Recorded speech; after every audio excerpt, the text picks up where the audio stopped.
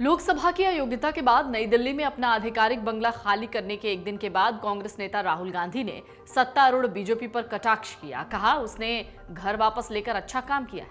हजारों चिट्ठियों का हवाला देते हुए राहुल गांधी ने लोगों का पहले तो शुक्रिया अदा किया, फिर बोलने लगे। राहुल गांधी को जब सरकारी आवास खाली करने का नोटिस मिला था तो कांग्रेस के कई नेता और उनके फैंस उन्हें अपना घर देने के लिए तैयार थे।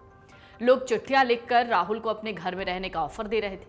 लोगों के इस प्यार का कांग्रेस नेता ने जवाब दिया। राहुल गांधी जब कर्नाटक पहुंचे तो कर्नाटक में उन्होंने कहा कि उनका घर लोगों के दिलों में है, इसलिए उनको किसी घर की जरूरत नहीं है। राहुल गांधी ने इस बारे में बात करते हुए बीजेपी को घेरा। कहा कि बीजेपी ने उनसे घर खाली कराकर अच्छा काम किया है। उन्हें लोग चिट्ठियां लिखकर अपने अपने घरों में रहने का ऑफर दे रहे हैं। कांग्रेस बीजेपी और आरएसएस की नफरत और हिंसा फैलाव की विचारधारा के खिलाफ बिना डरे सामना करेगी और जीतेगी भी।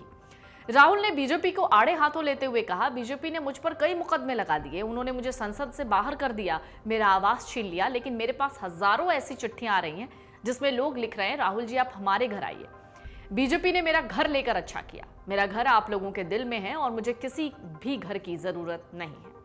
राहुल गांधी ने अपने ऊपर लगे ओबीसी समुदाय का अपमान करने पर भी बात की। कहा, मैंने किसी समुदाय के खिलाफ कुछ गलत नहीं कहा, मैं भारत के हर व्यक्ति का सम्मान करता हूं। जैसा कि मैं कहता हूं, मैंने नफरत के बाजार में प्यार की दुकान खोली। जरा देखिए राहुल गांधी ने उस दौरान क्या कहा था। संवाद देखिए, उन्होंने घर छीन लिया मेरा और हजारों लोगों ने कहा, मुझे चिट्ठी लिखी, राहुल जी आप हमारे घर लेने आ जाए, मुझे कोई घर की जरूरत नहीं। इन्होंने ले लिया, अच्छा किया। मगर केस में कहा कि मैंने ओबीसी के बारे में गलत शब्द प्रयोग, इससे पहले मैं किसी के बारे में गलत शब्द प्रयोग नहीं करता। हिंदुस्तान के हर व्यक्ति की इज्जत करता। जैसे मैंने कहा था, नफरत के बाजार में मोहब्बत की दुकान खोलता। आपको बता दें, राहुल गांधी ने अपना सरकारी आवास खाली कर दिया है और अब अपनी मां सोनिया गांधी के साथ रह रहे हैं। भारतीय जनता पार्टी के पूर्व नेता जगदीश शेट्टार ने कांग्रेस में शामिल होने के बाद पहली बार राहुल गांधी से तब मुलाकात की जब राहुल गांधी कर्नाटक दौरे पर आए। शेट्टार ने कहा, जिस तरह से भाजपा ने उनके साथ बुरा व्यवहार किया, उसकी वजह से वो सबसे पुरानी पार्टी का हिस्सा बन गए। कांग्रेस अध्यक्ष राहुल गांधी से मुलाकात के बाद शेट्टार ने यह भी कहा कि पहले मुलाकात राहुल गांधी से हुई और कई मुद्दों पर चर्चा हुई।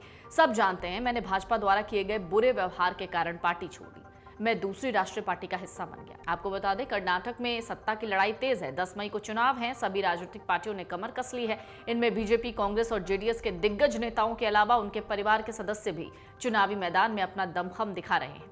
राज्य के इस चुनावी रण में दिग्गज नेताओं के भाई, भतीजे, बहू, बेटी, बेटे ताल ठोकते नजर आ रहे हैं। तो कर्नाटक विधानसभा चुनाव में बीजेपी, कांग्रेस और जेडीएस के नेता किस तरह से पारिवारिक राजनीतिक कुनबा बढ़ा रहे हैं, तस्वीरें बताने को काफी हैं। साथ ही उनके परिवार के सदस्य किस किस सीट से उम्मीदवार चुने गए हैं, ये भी हम आपको लगातार बता रहे हैं। हालांकि इसी बीच कांग्रेस नेता राहुल गांधी को एक राहत मिली है। मोदी सरनेम को लेकर की गई टिप्पणी को लेकर पटना हाई कोर्ट ने उन्हें राहत दी है। राहुल गांधी की ओर से दायर याचिका पर 24 अप्रैल यानी कि आज सुनवाई हुई। निचली अदालत ने राहुल गांधी को 25 अप्रैल को सशरीर उपस्थित होकर बयान दर्ज कराने के लिए कहा था। कोर्ट ने राहुल गांधी को राहत देते हुए अगली सुनवाई की तारीख दी है। अब 16 मई को सुनवाई होगी। मन से उजाला कर चले, मन से उजाला कर चले, एक अमर उजाला कर चले।